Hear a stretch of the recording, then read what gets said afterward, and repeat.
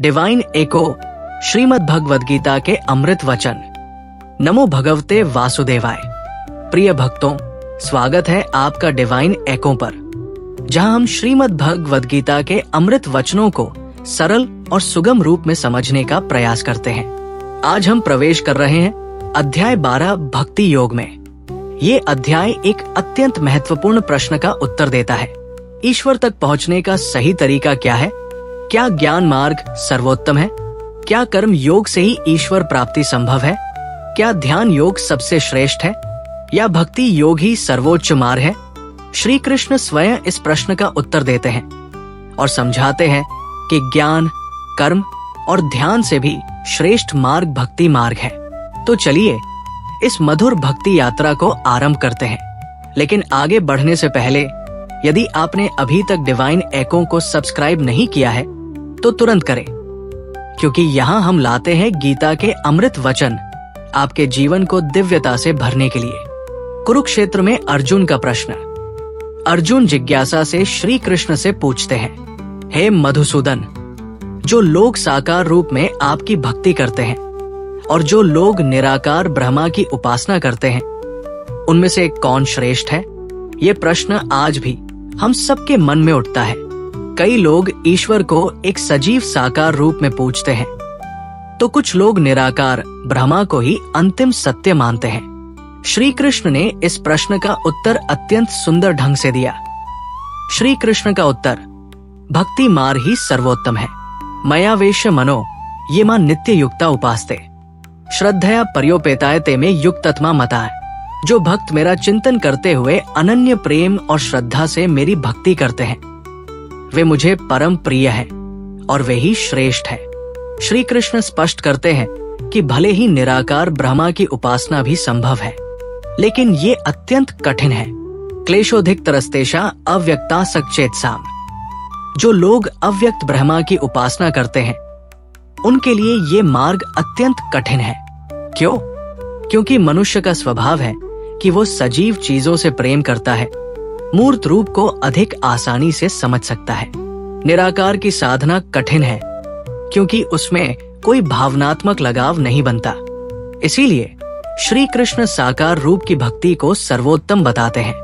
भक्ति क्या है और कैसे करें? अब प्रश्न उठता है, भक्ति करनी कैसे है? श्री कृष्ण स्वयं बताते हैं कि भक्ति के कई स्तर होते हैं। एक सर्वोच्च भक्ति, मन न भव मद्भक्तो मद्याजी मां नमस्कुरु। हे अर्जुन, तू मुझ में मन लगा, मेरा भक्त बन, मेरी पूजा कर और मुझे नमन कर। ये अनन्य भक्ति है जिसमें भक्त केवल श्री कृष्ण को ही अपना सर्वस्व मानता है। दो यदि ये संभव न हो तो श्री कृष्ण कहते हैं, अभ्यासेप्य समर्थोसी मत कर्म प्रमोभव।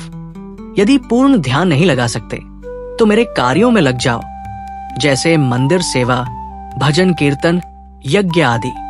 3 यदि ये भी संभव न हो, अगर मेरे लिए कोई कार्य नहीं कर सकते तो अपने सभी कर्मों को मेरी शरण में समर्पित कर दो। ये भी न हो सके तो सर्व कर्म का त्याग कर दो, बस शुद्ध भाव से मुझे प्रेम करो। ईश्वर को प्रिय कौन है? श्री कृष्ण बताते हैं कि केवल दिखावटी भक्ति से कुछ नहीं होता। सच्चा भक्त वही होता है जो इन गुणों को अपनाता है। अद्वेष्टा सर्वभूताना मैत्र करुण एवच। जो सब जीवों से द्वेष नहीं करता, सबका मित्र है, करुणाशील है। संतुष्ट सत्य योगी यतात्मा दृढ़ निश्चय। जो सदा संतुष्ट रहता है, संयमित है और दृढ़ निश्चय वाला है। यो न हृष्यति न द्वेष्टि न शोचति न कांक्षति। जो न हर्षित होता है, न द्वेष करता है, न शोक करता है, न कुछ पाने की कामना करता है। ऐसा भक्त श्री कृष्ण को अत्यंत प्रिय होता है। संवेदनशील संगीत। तो दोस्तों, हमें क्या सीखने को मिलता है? भक्ति मार्ग सबसे सरल और सहज है। ईश्वर तक पहुंचने के लिए हमें सिर्फ प्रेम और समर्पण की आवश्यकता है। अहंकार, द्वेष और लालच छोड़कर सच्ची श्रद्धा से भक्ति करनी चाहिए। श्री कृष्ण अंत में कहते हैं, ये तो धर्म अमृतमिद यथोक्त पर्युपास्ते, श्रद्धानाय मत्परमा भक्तास्तेतिव में प्रिया। जो इस धर्म में अमृत उपदेश का पालन करते हैं, श्रद्धा और प्रेम से मेरी भक्ति करते हैं, वे मुझे अत्यंत प्रिय है। अंतिम प्रश्न, क्या आप तैयार हैं इस भक्ति मार्ग पर चलने के लिए? यदि हाँ, तो आज से अपने जीवन में भक्ति को अपनाइए। भजन कीजिए, ध्यान कीजिए, सेवा कीजिए और श्री कृष्ण के चरणों में समर्पित हो जाइए। डिवाइन एको पर हम गीता के इन दिव्य संदेशों को आप तक पहुंचाते रहेंगे। अगर आपको ये ज्ञान सार्थक लगा तो डिवाइन एको को सब्सक्राइब करना न भूलें। हरे कृष्ण कृष्ण कृष्ण हरे हरे, हरे राम राम राम हरे हरे।